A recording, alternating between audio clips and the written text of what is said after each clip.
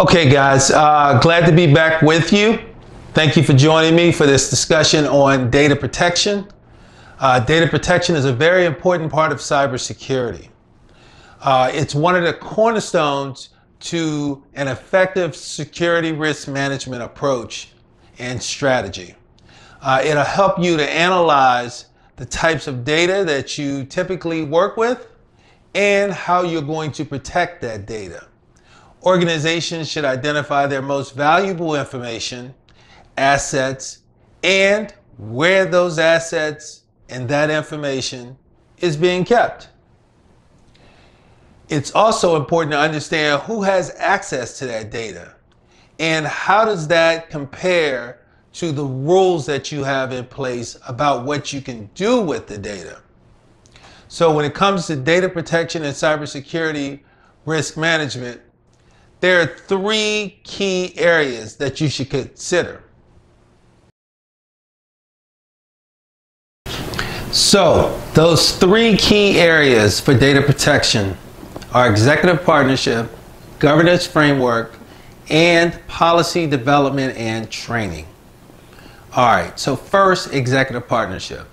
It's critical that you have a relationship with the executives within your organization so that you can get buy-in at the senior leadership level. The elevation of information related to risk issues to decision makers is critical to you being able to do what you need to do, and it's critical for them to receive that information. Senior stakeholders want sufficient risk data to make informed decisions so that they can understand and manage their oversight, compliance, and fiduciary responsibilities for the organization.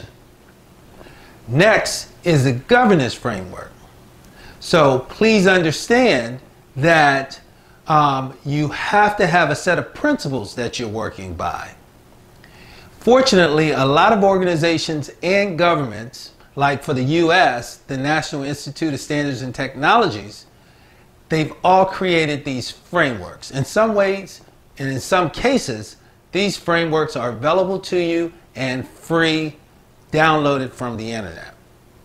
So, as with the National Institute of Standards and Technology, these frameworks provide a broadly applied approach to understanding how you are going to protect data, where you find the data, how it's managed, who has access to that data, and what happens if that data is compromised.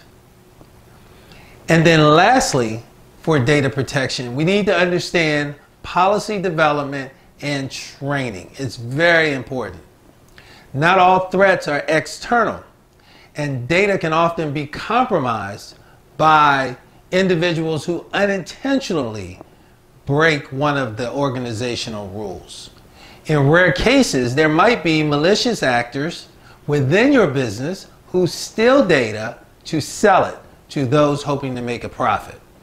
That's why developing a concrete data handling policy is needed for all personnel, whether they are working in an information technology environment or not.